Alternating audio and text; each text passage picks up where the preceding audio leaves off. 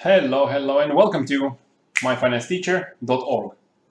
Hey guys, let's have a look at gold again. And since my last video, gold has been doing very well.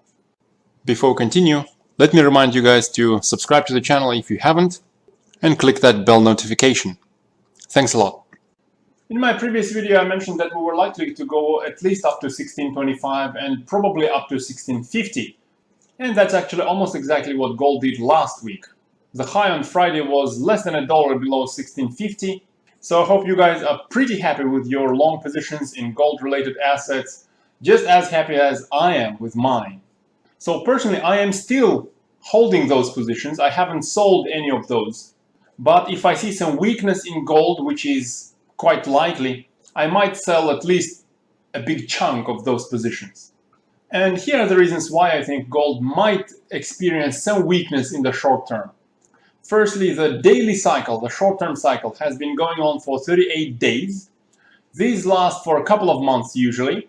So although gold might still continue upwards for, let's say, a week or so, it also might actually enter into the declining phase of the short-term daily cycle.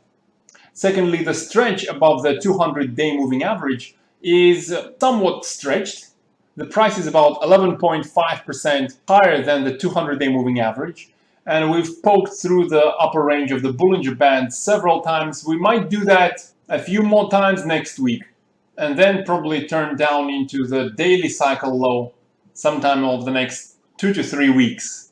Looking at RSI already is into overbought territory, and that's a 14-day RSI. And the intermediate cycle itself is still okay. It's been going on for 101 days, that's just over 3 months. So there is still potential within the intermediate cycle. So as the short-term cycle might continue for another few days, we're likely to see a daily cycle low over the next 2 to 3 weeks. And whether the third daily cycle within the ongoing intermediate cycle will give us a higher high or not remains to be seen. But in either case, the world is full of risk at the moment in the stock markets, for example, with the coronavirus and a lot of other concerns. So although gold is a bit stretched at the moment, I'm not selling anything yet until I see a weakness. Because as I mentioned a few times, the trend is your friend until it isn't. Once we break through 1650, the next resistance level might be the round number of 1700 on gold. And you don't want to miss the chance of going that high by selling right now at the price of about 1643.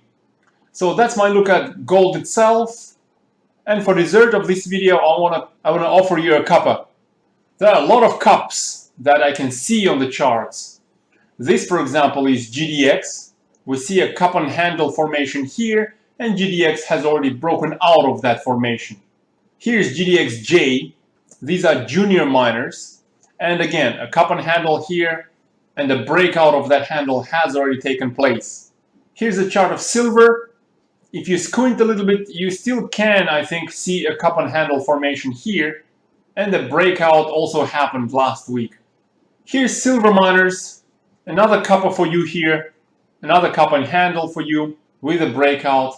And interestingly, an unrelated asset, Bitcoin, although some people might consider Bitcoin as a related asset, as some say this is a safe haven asset as well. And you can also see a cup and handle formation forming on Bitcoin as well. And as the ongoing daily cycle matures, it's been going on for 67 days already, we should probably see a breakout of that cup and handle formation relatively soon. So cups everywhere. So enjoy your cup of tea, enjoy your cup of coffee, relax and watch your investments go up. Let me know what's in your cup today. Is that tea or coffee? Let me know what's your opinion on the precious metals and Bitcoin. Remember to hit that like button, subscribe to the channel if you haven't. I wish you a great rest of the weekend and good luck in your trades.